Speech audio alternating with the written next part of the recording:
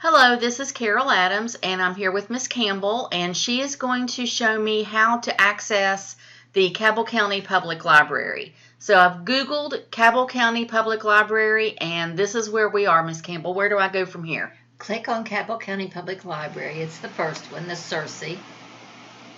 And now go to your left down under Online Resources. Click. And a little bit to the right, and at the top you'll see databases A through Z. Click. Now we have to look for EBSCOhost, but the key here is to look for remote access. It's in the light gray, and click on remote access.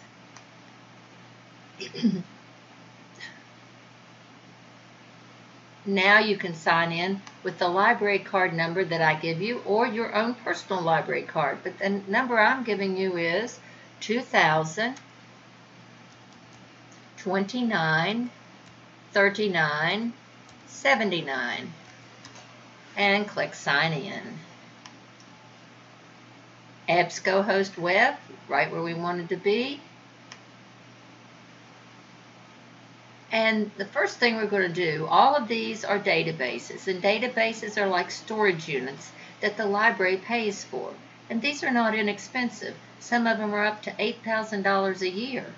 So you really get a wide variety of information, but we're going to go down to Master File Premier and click on Master File Premier. The next thing we're going to do, and this is so essential, we are going to click on Find Any of My Search Terms. Down just a little bit. Find any of my search terms. Oh, I'm sorry.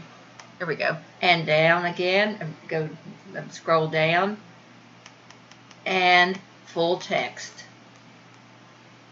That is essential because otherwise you will not get the citation and you'll get just an abstract or a summary. Now you can put in your topic. Let's say eating disorders. Before you click search, look at the variety of how they have organized all this for you. Oh, it's kind of interesting, I think, and kind of gives you ideas of what to put in a paper. So let's just click eating disorders.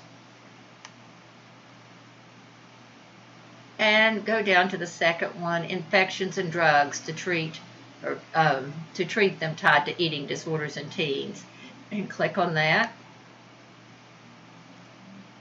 And now you have your whole article. But when you get ready to cite your article, you do not just write the source. You go over to Cite on the right side of the page and scroll down to MLA.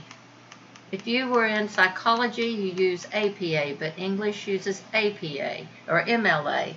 Now all you have to do is highlight the citation and copy and paste it to a Word document. That's as simple as can be.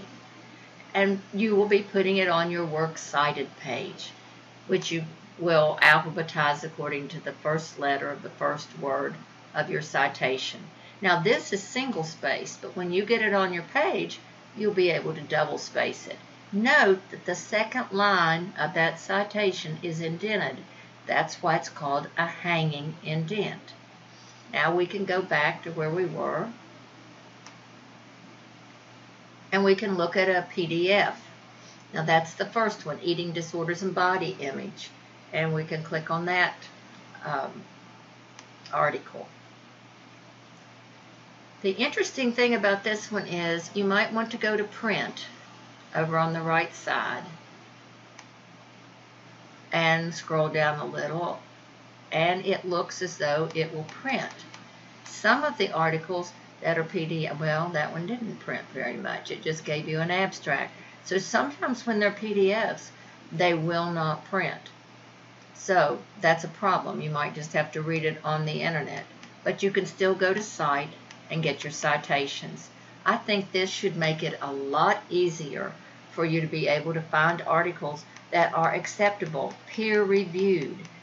I think they would be very nice. Sometimes the library will capitalize every letter in the author's last name or in name period. You should not do that. You should make them lowercase except for the first letter of the last name and the first letter of the first name. Do remember that when you're citing, the last name comes first and then the first name. But when you've got two authors, you have the last name, first name, then the first name, last name. Look at this one. It says et al. They must be Roman. It means and others, and therefore they didn't have to list the other 5 that probably wrote the article. So now you are an expert about the Cabell County Public Library, and you can tell others. Thank you so much.